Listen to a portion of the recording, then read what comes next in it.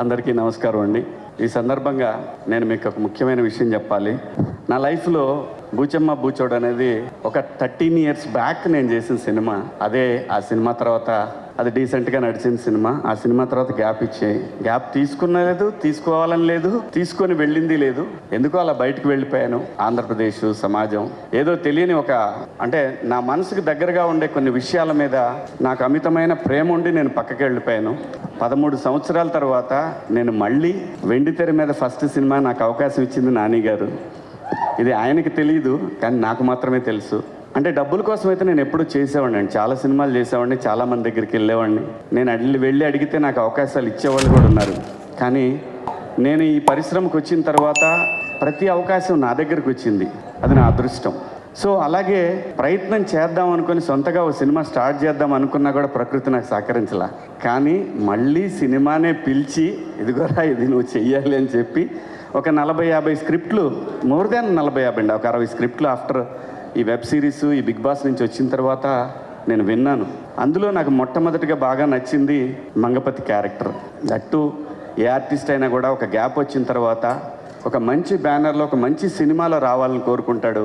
భగవంతుడు నాకు ఆ విధంగా నాని గారి బ్యానర్లో నాకు ఈ అవకాశం ఇచ్చినందుకు నాని గారికి ఆ భగవంతుడికి ఇద్దరికీ కృతజ్ఞతలు తెలియజేసుకుంటున్నాను. ఇంకా ఈ సినిమా విషయానికి వస్తే ప్రపంచంలో ఏ సినిమా ఆడినా, అందులో తెలుగు సినిమా ఏది ఆడినా కూడా మీరు పాన్ ఇండియా లేదంటే బాహుబలి 1, 2, పుష్ప, ఎదర్ దసరా ఆర్ నాని గారు ఎనీ ఫిలిం బ్లాక్ బస్టర్ అయిన ఏ సినిమాలో అయినా కామన్గా ఉండే ఒకే పాయింట్ ఎమోషన్, ఫ్యామిలీ లేకుండా ఏ సినిమా బ్లాక్ బస్టర్ అవ్వలేదు ఇంతవరకు కూడా. ఎక్కడా కూడా ఫ్యామిలీ ఎమోషన్ లేకుండా ఏ సినిమా కూడా, రేర్గా అప్పుడప్పుడు జరుగుతూ ఉంటాయి. కానీ మీరు ఏ బ్లాక్ బస్టర్ సినిమా తీసుకున్నా ఒక ఆ ఫ్యామిలీ వెనకాల జరిగే కథ, ఆ డ్రామా మాత్రమే సినిమాని నడిపిస్తుందని బలంగా నేను చూసినంత వరకు నా అనుభవంలో నేను తెలుసుకున్నది అది.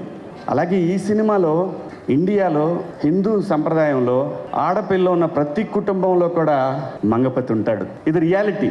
సో మనందరం ఒక కాన్స్టిట్యూషన్ కట్టుబడి బతుకుతున్నాం కాబట్టి, సో దానికి లోబడి ఉండాలి కాబట్టి కేసులు గట్రా ఉంటాయి కాబట్టి దాన్ని కూడా క్రాస్ చేసి దానికంటే కూడా మా ఫ్యామిలీలో ఉన్న ఆడపిల్ల అని అనుకొని పరిధులు దాటినటువంటి ఒక క్యారెక్టరు మంగపతి. ఈ క్యారెక్టర్ ఇప్పుడు మీకు నార్మల్గా కనిపించవచ్చు, లేదంటే నాని గారు ఎలా ఇచ్చారో నాకు తెలీదు, కానీ అది నాకు చాలా పెద్ద పేరు తీసుకురాబోతుందని బలంగా నమ్ముతున్నాను. ఈ క్యారెక్టర్లో నేనే కాదండి, ఈ సినిమాలో ఏ క్యారెక్టర్ లేకపోయినా కూడా సినిమా ఆడదు. అంత అద్భుతంగా డిజైన్ చేశాడు డైరెక్టర్. అలాగే దాన్ని యాక్సెప్ట్ చేసిన నాని గారు, నిజంగా నాని గారి బ్యానర్ మనస్ఫూర్తిగా నేను ఒక సూపర్ గుడ్ ఫిల్మ్స్ లాగా కొత్త డైరెక్టర్లకి చాలామందికి పిలిచి చౌదరి గారు స్క్రిప్ట్ విని ఆ డైరెక్టర్ మీద వదిలేశారు. అలాగే ఈ సినిమాకి కూడా చూశాను నేను, ఎందుకంటే నేను ప్రొడక్షన్ చేస్తాను. చూసినప్పుడు నాకు అనిపించింది ఒక డైరెక్టర్ మీద నమ్మకంతో ఒక టీంకి అప్పచెప్పేసి అసలు ఆయన ఎక్కడా చూడలేదు నేను నాని గారిని. సో నేను అది ఆర్బి చౌదరి గారి కాంపౌండ్లో చూశాను. ఒక డైరెక్టర్ మీద నమ్మాడు అంటే నమ్మి ఇచ్చేసిన తర్వాత ఇంకా దాంట్లో ఎటువంటి వేలు పెట్టకుండా సినిమాని అలా అలవకగా కంప్లీట్ చేశారు ఈ సినిమా. దాంట్లో దీప్తి గారి సపోర్ట్ కూడా చాలా ఉంది ఈ సినిమాకి. దీప్తి గారు మరి బ్రదర్ కోసం అని కాకపోయినా సినిమా మీద ప్యాషన్ తోటి సినిమాకి వర్క్ చేశారు ఆవిడ కూడా. అలాగే ప్రొడ్యూసర్ గారు ఎప్పుడు రాలేదు సెట్కి, అసలు ఎప్పుడు నేను చూడలేదు ఆవిడని. సో చాలా మంచి సినిమా అండి, చాలా మంచి సినిమా. అందరూ ఎంత బాగా చేస్తారంటే వాళ్ళిద్దరిని చూస్తే నాకు ఆ ఫ్రెష్ లవ్, మనం కూడా ఒకసారి వెనక్కి భగవంతుడు అవకాశం ఇస్తే వెనక్కి వెళ్ళి ఒక లవ్ స్టోరీ క్రియేట్ చేయాలి. మనమే పర్సనల్ లైఫ్లో ఒక లవ్ స్టోరీ ఉంటే బాగుంటుంది అనిపించేంత బాగుంది వాళ్ళ love story.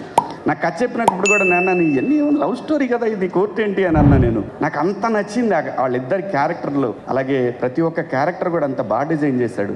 Darsi తనదొక different timing అనమాట. దర్శిది ఎంటర్ ఆయన స్లోగా చేస్తాడు, ఇంతే మాట్లాడ్డా అంటే స్క్రీన్ మీద చూసినా నాకు అర్థమైంది, ఓకే తనదొక స్టైల్ చాలా బాగుంది. అందరూ ప్రతి ఒక్క పాత్రని అద్భుతంగా చేశారు. ఈ సినిమాలో స్క్రీన్ మీద కాకుండా బ్యాక్గ్రౌండ్ హీరోస్ అంటే first Dinesh, second music director. వీళ్ళిద్దరి సహకారంతో ముందుకు నడిపే డైరెక్టర్. వీళ్ళ ముగ్గురు ఈ సినిమాకి పెద్ద ఎసెట్ అండి, నమ్మండి. ప్రతి సీను కూడా ఎంత బాగా తీశారంటే ఈ మధ్యకాలం, అంటే నేను చేసిన ఫస్ట్ సినిమాలండి ఈ మధ్యకాలంలో అని కాదు, నాకు కొత్తగా అనిపించింది. నేను అప్పుడే ఫస్ట్ టైం సినిమా చేస్తున్నాను అంత బాగా అనిపించింది. క్యారవాన్ దిగానంటే మళ్ళీ నేను ఎప్పుడు వెళ్ళలేదు, అక్కడే ఉండి చూశాను నేను వీళ్ళు ఎలా తీస్తున్నారు. మనం చేసినప్పటికి ఇప్పటికైనా డిఫరెన్స్ ఉందా అంటే డెఫినెట్గా నేను మిస్సమ్మ సినిమా తీసేటప్పుడు అలా తీసాడు డైరెక్టర్, మొత్తం చుట్టూ తీసేవాడు.